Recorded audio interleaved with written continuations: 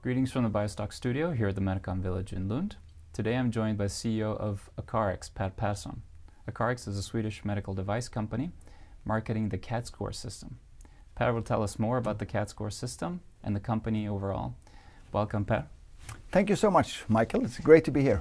Well, let me just start out. What is Acarix's main vision? The main vision of Acarix, and now I'm going to step aside from, let's say, a vision statement. I would say that if I look at this from where I'm trying to drive the company, it's really to make sure that you can use the acoustic technology that is really unique in order to determine and find patients that are potentially suffering from coronary artery disease. Make sure that you identify them at a very early stage so that you free up capacity for letting the patients that are really suffering from coronary artery disease get access to the right healthcare assessment. That's in a simple way in the short term. In the longer term, I actually would like to see us being able to develop a CADScor system into more of a screening device. When it becomes a screening device, it's actually something where you can use it in a proactive fashion. So when you have patients that are potentially concerned about their own health and well-being, they could potentially go to, let's say, the pharmacy or anywhere else, do their CADScor and figure out if they have any high and overhanging risk in their assessment for coronary artery disease. Mm-hmm. And by the way, the potential development of heart failure would fit extremely well into that vision as well, because heart failure, same thing, difficult to diagnose, puts a lot of pressure on the healthcare system, so we would like to do that on an early stage. Mm-hmm. So basically there are a lot of people that might come into the healthcare system saying, I think I'm having some sort of coronary artery disease, heart attack or something, but actually maybe it's something else and you have to rule that out. Is that the case? That is exactly the case. Mm-hmm. And to your point, we are really working with stable chest pain patients. Mm-hmm. So if you would be suffering from an AMI or from a myocardial infarct, or if you would be having, emergency problem, then of course you should take the ambulance to the hospital. Mm-hmm. We are speaking about the patients that are developing over time, pain or discomfort in terms of their what they suspect is going to lead to a coronary artery disease. Mm-hmm. Well, could you tell us a little more about the competitive landscape for Acarix and how you plan on staying ahead of the competition? Sure. The one thing with competition is that in my perspective it's actually good, because that would help you to develop the market. And in one way for Acarix and with the CADScor, we don't really have a direct competition that is active and developing the market. So from that perspective, we are actually ahead of the game. There are a few similar technologies. The one in the US, there is a blood sample technology, etc. But they have not really been proven to be very active and driving and developing the market. Mm-hmm. Now the alternative competition is of course to look at what's being used today.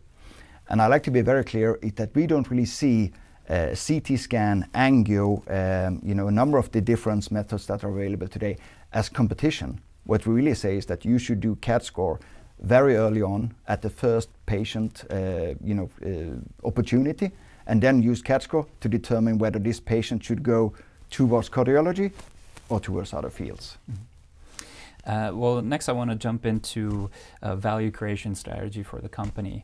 Acarix is in dialogue with notified bodies from the US, the UK, and Germany. Is that correct? Yeah. So I'm wondering if you could give us a brief rundown of how these discussions are going and why are they so important? Yeah.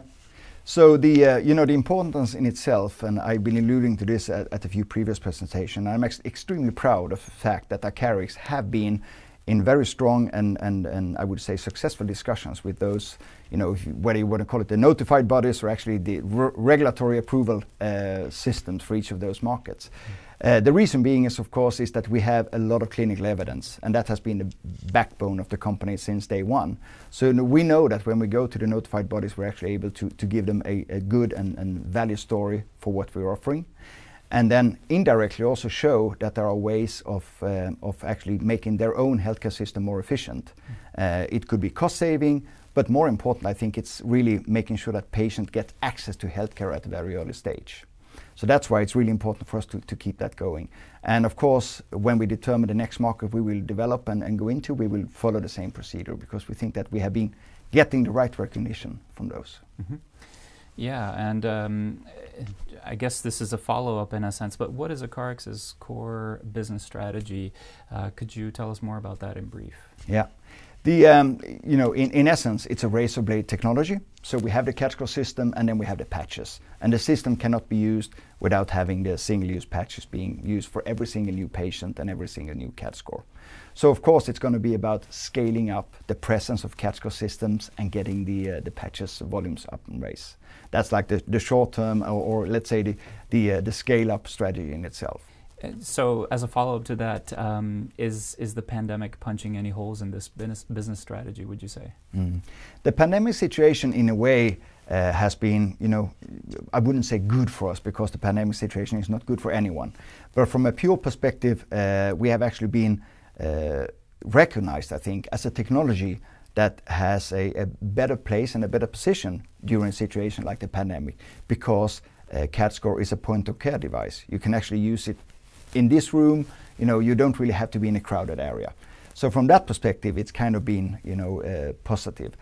We have not been really developing that message and driving too hard on that, because at the end of this is hopefully a short-term situation that we're in. Now, on a commercial perspective, of course, we've been impacted like everybody else. We've had a few of our studies that has been slowing down. At some point in the beginning of the pandemic, most studies, and that goes for all companies, were completely shut down. But we've been pretty lucky, because we've been able to close 2 studies, the Seismo study in heart failure and the Danicat 2 study. So we have been able to get out of that. Now, for the sales organization, for anyone who wants to travel and go out and be Congress and all that stuff is shut down and gone. So in a little bit, we haven't been too hard of an impact, but of course it's been slowing down our opportunities to do the right thing.